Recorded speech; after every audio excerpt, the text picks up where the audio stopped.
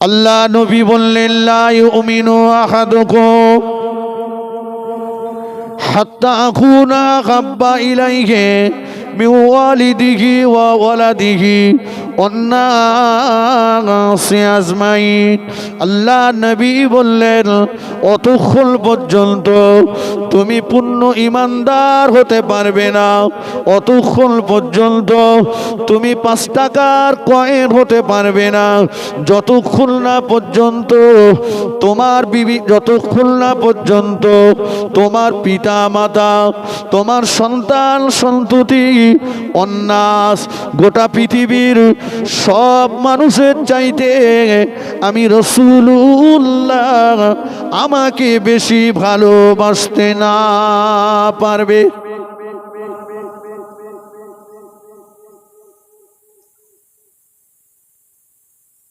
কি করতে হবে? 3টে অপশন রাসূলুল্লাহ বলেছেন, তোমার পিতামাতা, তোমার সন্তান সন্ততি, অন্নাস গোটা পৃথিবীর সব মানুষের চাইতে আমাকে বেশি ভালোবাসতে হবে, রাসূলকে।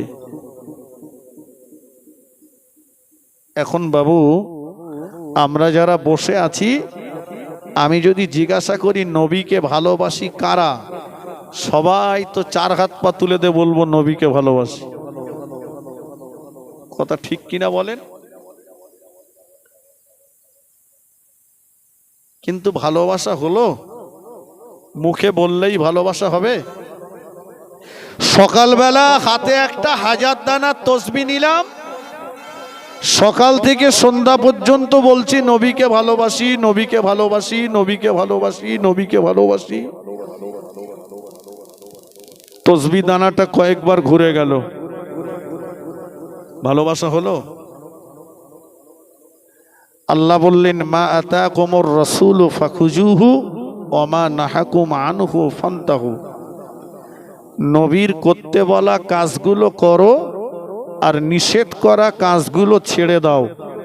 যে মানুষটা নবী পাকের করতে বলা কাজগুলো করলো আর নিষেধ করা কাজগুলো ছেড়ে দিল, ওই মানুষটাই তো নবী পাকের প্রকৃত ভালোবাসার দাবিদার।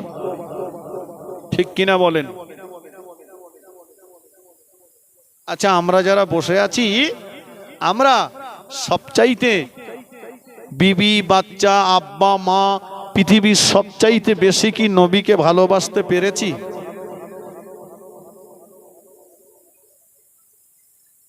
সবকিছুর চাইতে বন্ধুরা, আমরা আমাদের গিন্নির চাইতে নবীকে বেশি ভালোবাসি।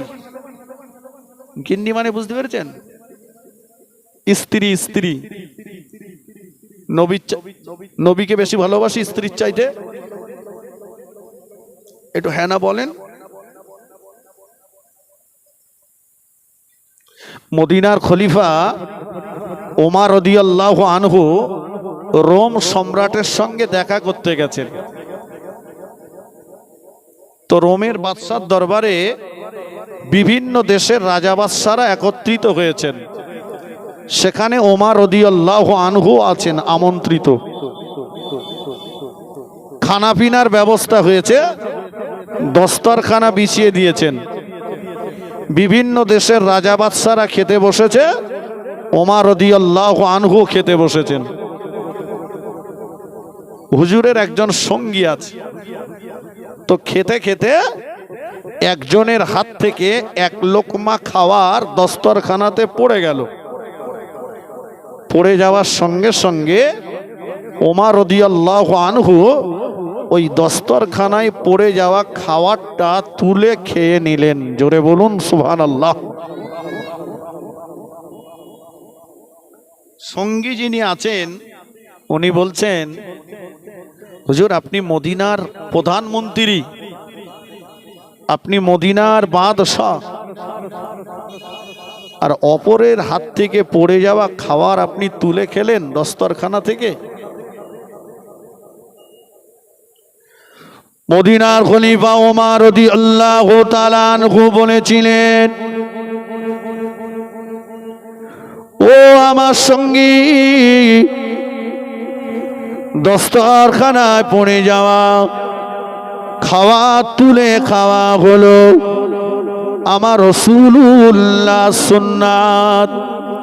দস্তরখানায় পড়ে যাওয়া খাবার তুলে খাওয়া হলো বিশ্ব নবীর সুন্নাত। ও আমার সঙ্গী, দুনিয়ার মানুষকে আমাকে কি বললো ওটা আমার কাছে দেখবার নয়, পরোয়া করবারও কোনো ব্যাপার নয়। দুনিয়ার মানুষ কে আমাকে কি বললো ওটা আমার কাছে দেখবার নয়, পরোয়া করবারও কোনো ব্যাপার নয়। আমি ওমরের কাছে দুনিয়ার মানুষের সম্মানের চাইতে আল্লাহ নবীর সুন্নাতের মর্যাদা অনেক বেশি।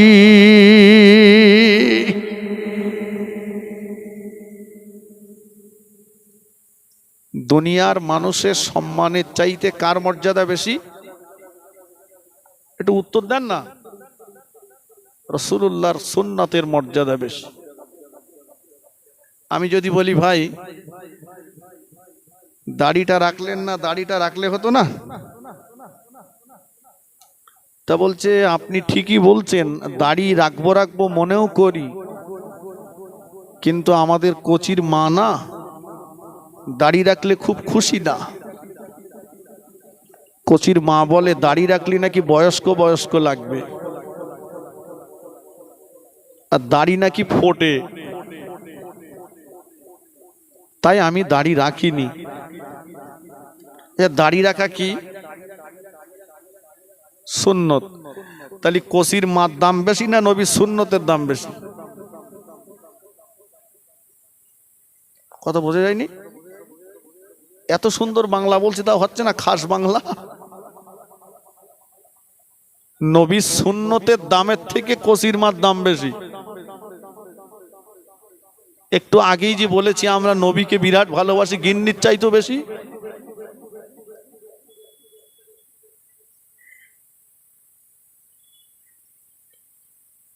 হায় রে মুসলমান,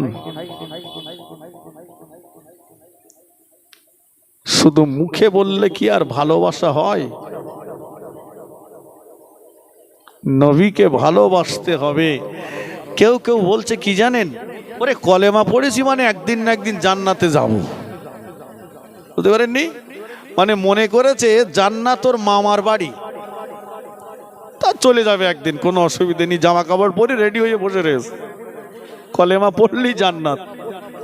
হ্যাঁ, মৌলানা সাহেব হাদিস বলেছে মান ক্বালা লা ইলাহা ইল্লাল্লাহ ফাদাখালাল জান্নাহ, যে একবার কলেমা শরীফ পড়বে সে জান্নাতে চলে যাবে। সুবহানাল্লাহ। হাদিসটা ঠিক, কিন্তু মৌলানা সাহেব পরের হাদিসটা আপনার সামনে আর বলিনি। কথা বোঝেননি? আচ্ছা ভাই, মনে করুন ইমাম সাহেব যখন বিয়ে পড়ায় তখন কি করে, একটা উকিল আর দুটো সাক্ষী ঠিক করে প্রথমত, তাই তো নাকি? যে উকিল আর সাক্ষী দুটোকে নিয়ে প্রথমে মেয়ের কাছে যাওয়া হয়, তাই তো নাকি? মেয়ের কাছে যেয়ে বলল অমুক গ্রামের অমুকের পুত্র অমুক এত টাকা দেনমোহরের পরিবর্তে তোমার সহিত বিবাহ করিতে আসিয়াছে, তুমি বিবাহে রাজি হইয়া তোমার বিবাহের জন্য আমাকে উকিল নিযুক্ত করো। এটা বলে তো নাকি? আসলেই ওটা মোহরানা, যেটা বাকি রাখা হয় সেটা বলে দেনমোহর। তো মেয়ে বলল আলহামদুলিল্লাহ, আমি কবুল করলাম, কি রাজি আছি। ওখান থেকে শুনে এবারে বাদশার কাছে আসা হলো। বাদশা মানে কে? ছেলে, কিছু থাক আর না থাক আজকে বাদশা। এবার বাদশার কাছে এসে বলছে নামাজি হালতে বস। ও তো তখন মন্ত্রীদের দিকে তাকাচ্ছে, তার মানে নামাজি হালত যে কি সেও জানে না। যাই হোক, পাটা গুটিয়ে একটু বসলো। ইমাম সাহেব বলল আনকাহতুকা মিন মুআক্কিলাতি আল মুসাম্মাদ অমুক বেনতে অমুক, গড়গড় করে খানিকটা আরবি বলে বলল বল কাবিলতু। এবারটা জীবনে তো আরবি বলিনি, ও দেখছে আজকে যদি না বলি তো যেটারে নীতি এসছি দেবে না। ও বলল কাবিলতু, বিয়ে হয়ে গেছে। ছেলেটা মেয়েটাকে নিয়ে বাড়ি গেল। বাড়িতে বসিয়ে মেয়েটাকে বলছে, দেখো আজ থেকে এই বাড়ির বৌমা তুমি, আমার স্ত্রী। এই বাড়ি পরিষ্কার পরিচ্ছন্ন তোমাকেই রাখতে হবে, সময় মতো রান্না বাড়া করতে হবে, আমার জামা কাপড় নোংরা হলে পরিষ্কার করতে হবে, আমার বুড়ো আব্বা মা আছে তাদের সেবা যত্ন করতে হবে।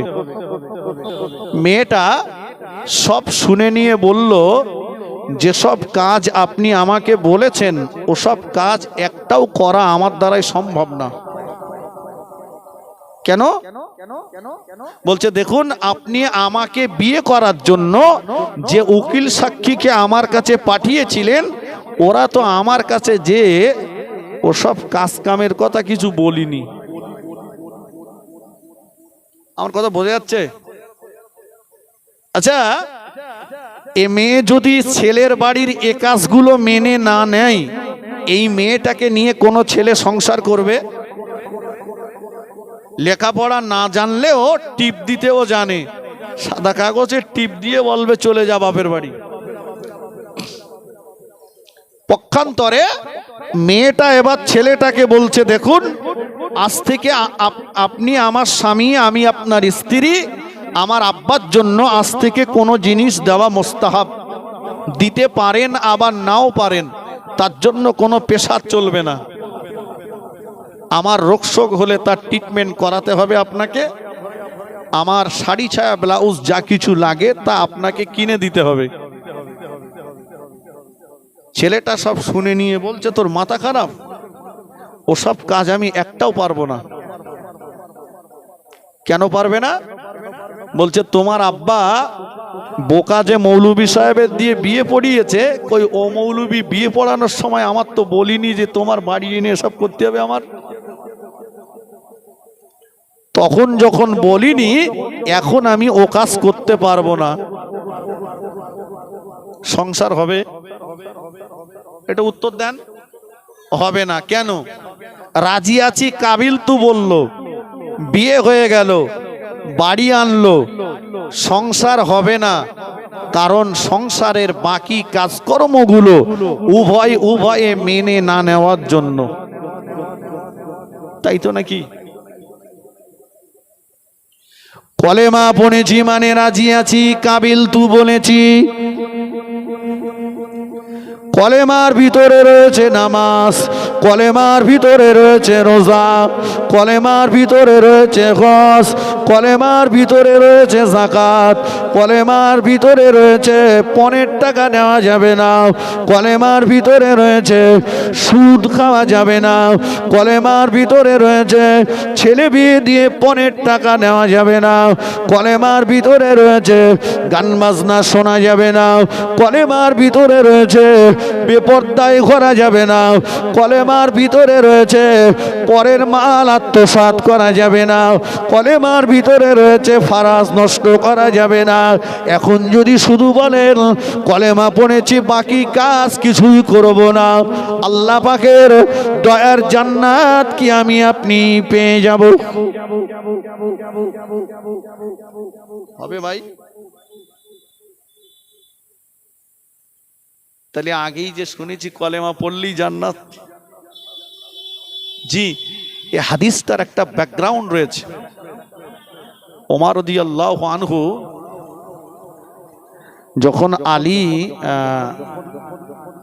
আবু হুরায়রা রাদিয়াল্লাহু আনহু রাসূলকে কয়েকদিন খুঁজে খুঁজে পাওয়া যাচ্ছেন না, তো পাগলের মতো খুঁজতে খুঁজতে মদিনার একটা খেজুর বাগানে যে রাসূলকে পেয়ে গেলেন।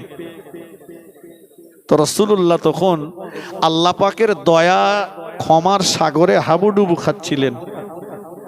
তো আবু হুরায়রা বললেন, ইয়া রাসূলুল্লাহ, কয়েকদিন ধরে আপনাকে খুঁজছি, আপনার বিরহে সব ব্যাকুল, হুজুর আপনি চলুন। রাসূল বললেন, আবু হুরায়রা এখন আমি যাব না, তুমি যেয়ে বলো রাসূলুল্লাহ ঠিক আছেন, ভালো আছেন। বলছে ওরা হয়তো আমার কথা বিশ্বাস নাও করতে পারে। তো রাসূলুল্লাহ তখন বললেন, আবু হুরায়রা তুমি যেয়ে বলো, মান ক্বালা লা ইলাহা ইল্লাল্লাহ ফাদাখালাল জান্নাহ ক্বালা রাসূলুল্লাহ সাল্লাল্লাহু আলাইহি ওয়াসাল্লাম। হে আবু হুরায়রা তুমি যেয়ে বলো রাসূল বলেছেন যে কলেমা পড়বে সে জান্নাতে যাবে। সুবহানাল্লাহ। আবু হুরায়রা মদিনার ওই খেজুর বাগান থেকে বেরিয়ে রাসূলুল্লাহর এই হাদিসটা বলছেন আর ছুটছেন।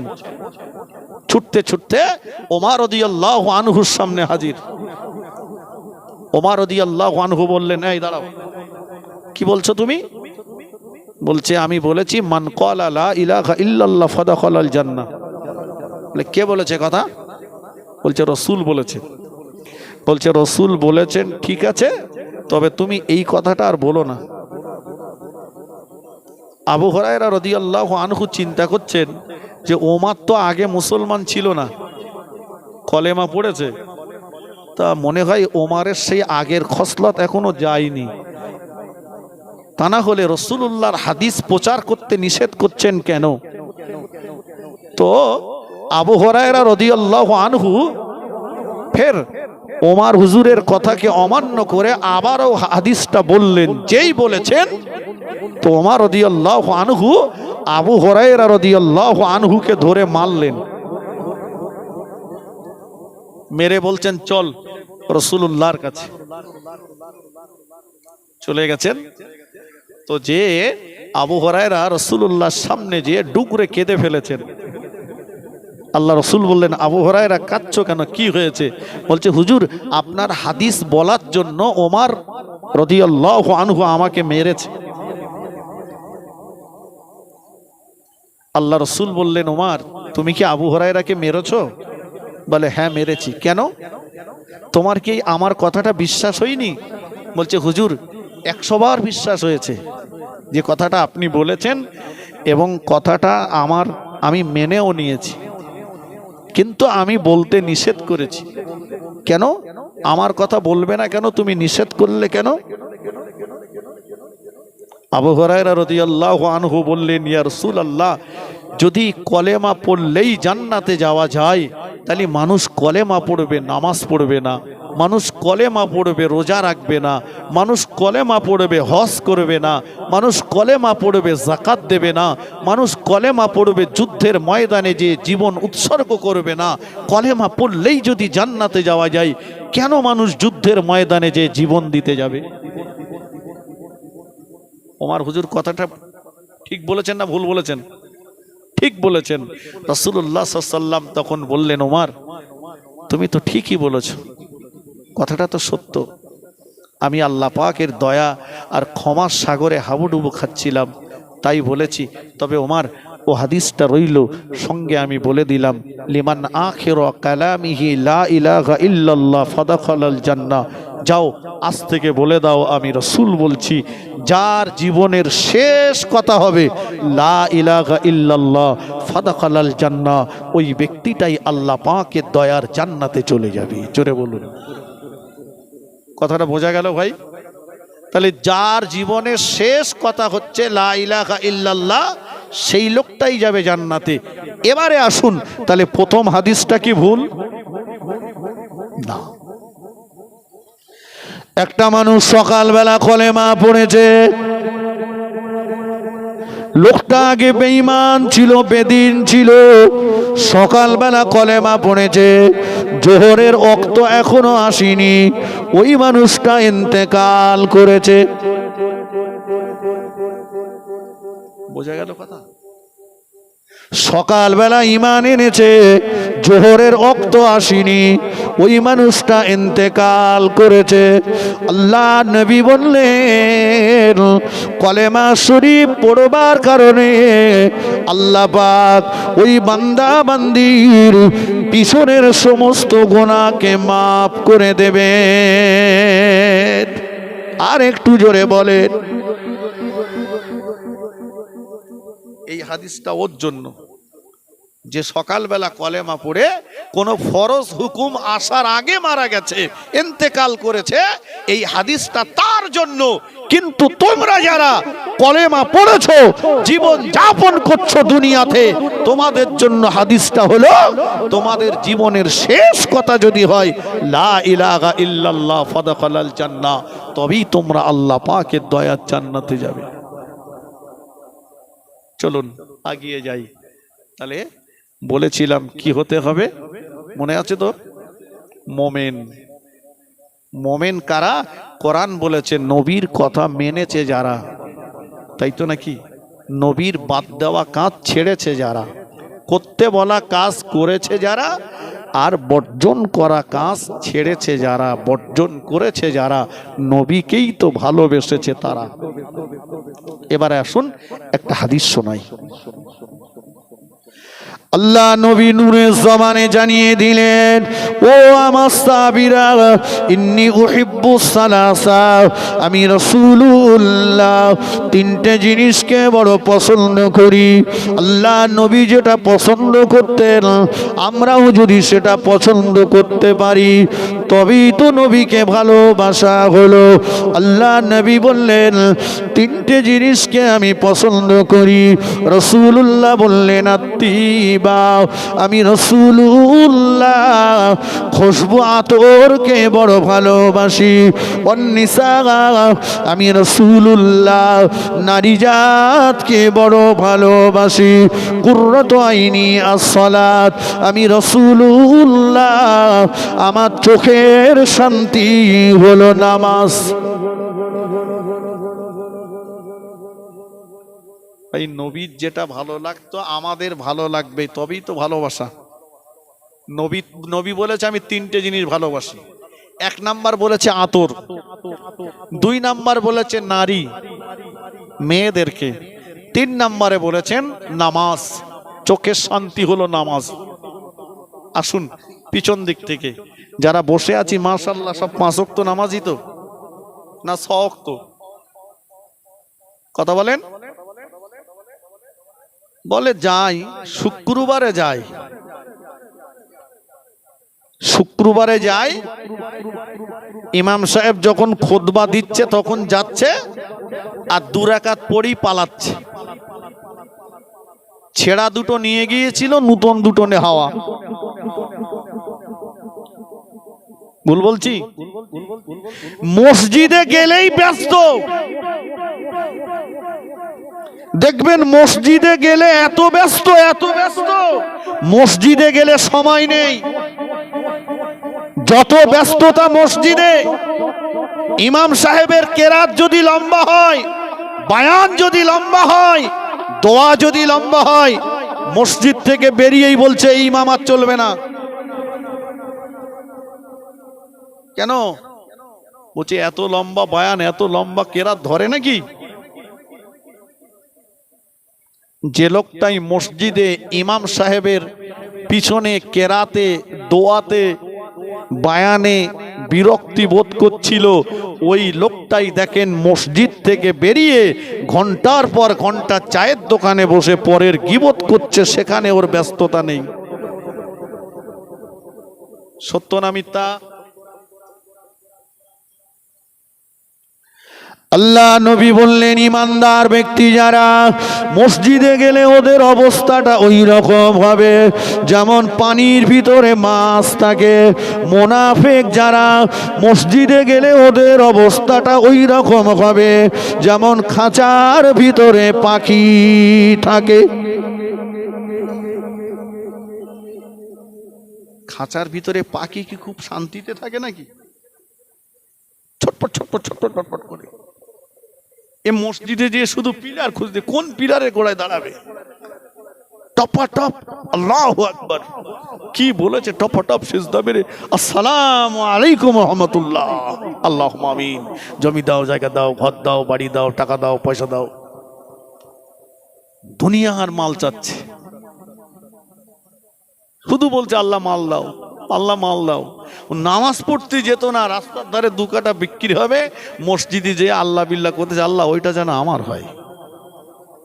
মাঠে 5 কাঠা বিক্রি হবে জমির পাশে, আল্লাহ বিল্লাহ করে, আল্লাহ ওইটা যেন আমার হয়, খোদা ও যেন আমার হাত ছাড়া করে দিও না।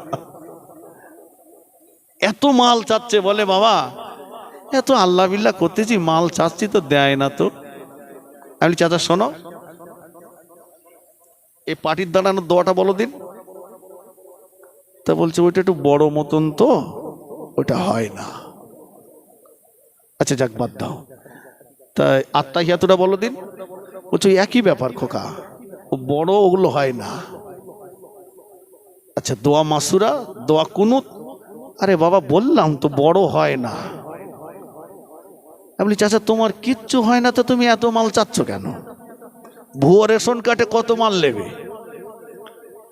তুমি নামাজ পড়ে একটু আল্লাহরে বলো, আল্লাহ পারিনে যেভাবে পড়েছি কবুল করে নাও, সেসব কথা বলা না, শুধু বলছে মাল দাও।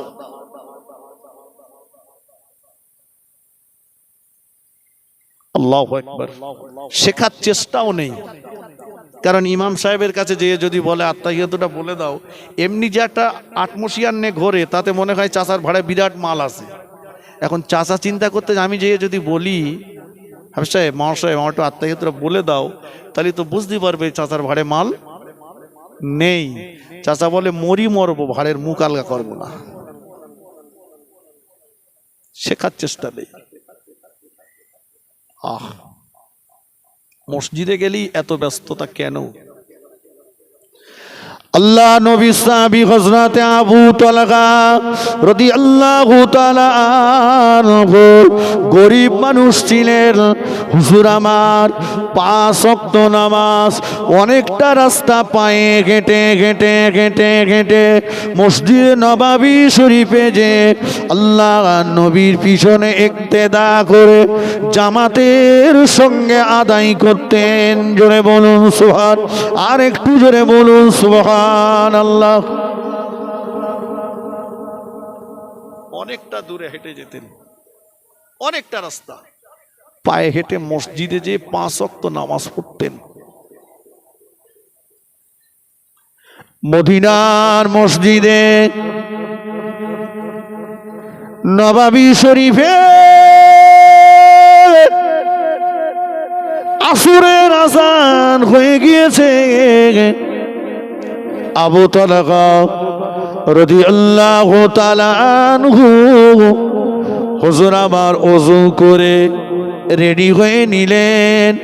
হুজুর আমার যখনই মসজিদে যেতেন, বাড়ি থেকে ওযু করে মসজিদে যেতেন, কেতাবের ভিতরে এসেছে যে মানুষটা বাড়ি থেকে ওযু করে মসজিদে রওনা হলো, ওই মানুষটা যেন ইহরাম পরে আল্লাহ পাকের খানায় কাবা শরীফে রওনা হয়ে গেল। জোরে বলতে পারলেন না?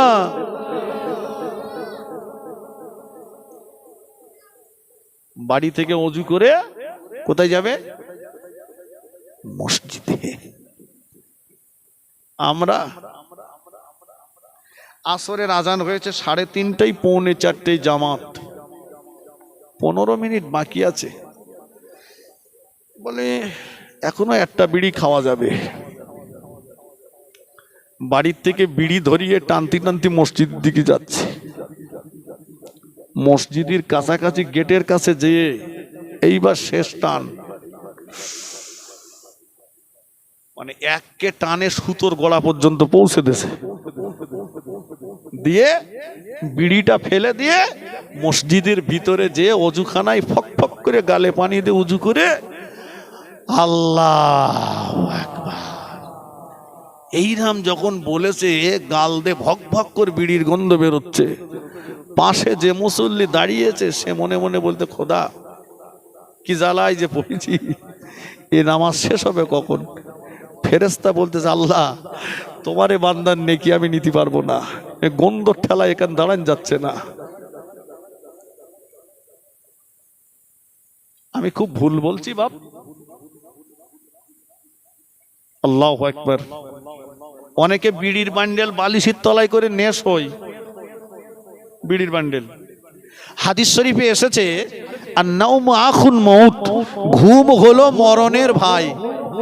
কোন মানুষ যখন ঘুমিয়ে যায় তার ভিতর থেকে রূহটা বেরিয়ে যায়, ওই রূহটা আসমান আর জমিনের মাঝখানে ঘুরতে থাকে, ঘুরে ঘুরে এসে যখন মানব দেহের ভিতরে প্রবেশ করে তখনই তার ঘুম ভাঙে।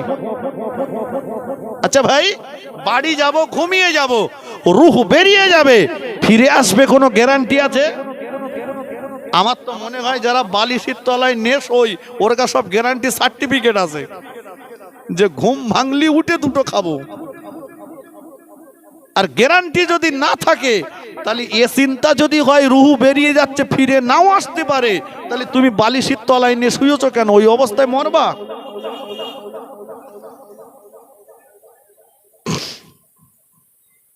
চলুন, রাগ করছেন? রাগ করলে আর দাওয়াত করতে হবে না, এমনি আজকেও আসার ইচ্ছা ছিল না ভাই। আবু তালহা রাদিয়াল্লাহু আনহু অজু করে মসজিদে যেতেন। হুজুরে বিবি এসে সামনে দাঁড়িয়ে গেল, প্রাণের স্বামী গো কোথায় যাচ্ছে? বিবি রে, বেলাল আযান দিয়েছে, মসজিদে নববী শরীফে নামাজ পড়তে যাচ্ছি।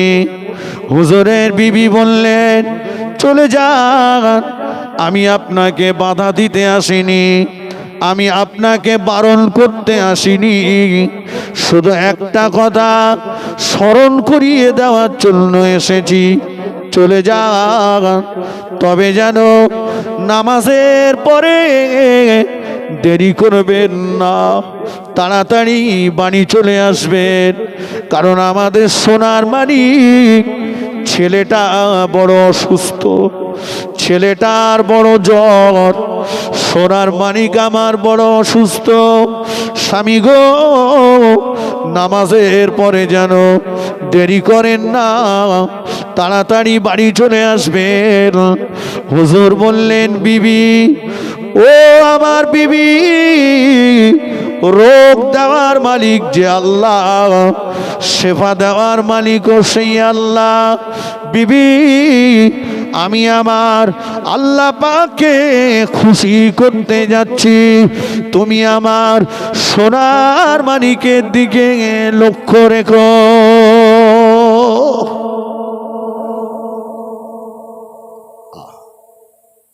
সাহাবা হুজুরদের বিবিরা জানতেন যারা মসজিদে গেলে বাড়ি আসতে চায় না, তাই বলে দিচ্ছেন নামাজের পরে যেন দেরি করবেন না, একটু তাড়াতাড়ি বাড়ি আসবেন। হুজুর আমার মসজিদে চলে গেলেন, আল্লাহ নবী পিছনে ইক্তেদা করে আসরের নামাজ আদায় করলেন। আসরের নামাজের পরে হুজুর আমার বাড়ির কথা ভুলে গেলেন, বিবির কথা ভুলে গেলেন, বাচ্চার কথা ভুলে গেলেন, তসবিতে মশগুল হয়ে গেলেন। দেখতে দেখতে মাগরিবের রক্ত এসে গেল। বেলাল রাদিয়াল্লাহু তাআলা আনহু মদিনার মসজিদে নববী শরীফে মাগরিবের আযান দিয়ে দিয়েছেন। আবু তালহা রাদিয়াল্লাহু তাআলা আনহু আল্লাহ নবীর পিছনে ইক্তেদা করে মাগরিবের নামাজে দাঁড়িয়ে গেলেন। মাগরিবের নামাজের পরে হুজুর আমার আবিনের নামাজে দাঁড়িয়ে গেলেন, আবিনের নামাজ পড়লেন। আবিনের নামাজের পরে বাড়ির কথা ভুলে গেলেন, বাচ্চার কথা ভুলে গেলেন, বিবির কথা ভুলে গেলেন, কোরআন শরীফ তেলাওয়াতে মশগুল হয়ে গেলেন। দেখতে দেখতে ঈশার রক্ত এসে গেল। বেলাল রাদিয়াল্লাহু তাআলা আনহু ঈশার আযান দিয়ে দিয়েছে।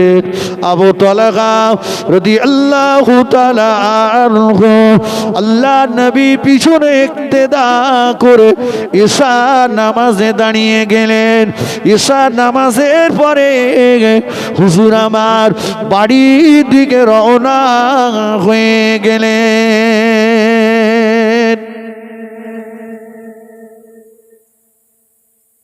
গিয়েছিলেন কখন? আসরে।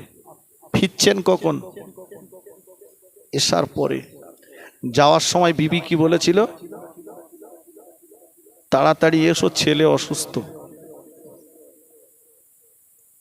আচ্ছা, আমরা যদি এরকম একটা কারামতি দেখাই, আসরে যে এশায় ফিরি, বাড়ি শান্তি বজায় থাকবে? হ্যাঁ না কিছু বলে না, তার মানে এখানে সব ভালো, শান্তি বজায় থাকবে। কিছু কিছু জায়গায় বলে নামাজ কি দেখাচ্ছিলে না গেগা? হ্যাঁ, নামাজ আসলে এ তো দোষ আর ওদের না। রসুল বলেছেন একটা মেয়ে বিয়ে করার জন্য তার 4টে গুণ দেখো, তার ভিতরে দেখো সবচাইতে বেশি প্রাধান্য দাও, দেখো মেয়েটা দিনদার কিনা। কি কিনা? দিনদার। আর আমরা বলছি দিন যা থাকে তাকে থাক, মাল আছে কি বল।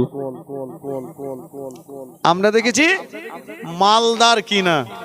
ভাই, দাদুর কাছে গল্প শুনেছি, দাদিমাকে বিয়ে করেছে তো দাদিমার বাপকে টাকা দিয়ে আনতে হয়েছে, তাই না?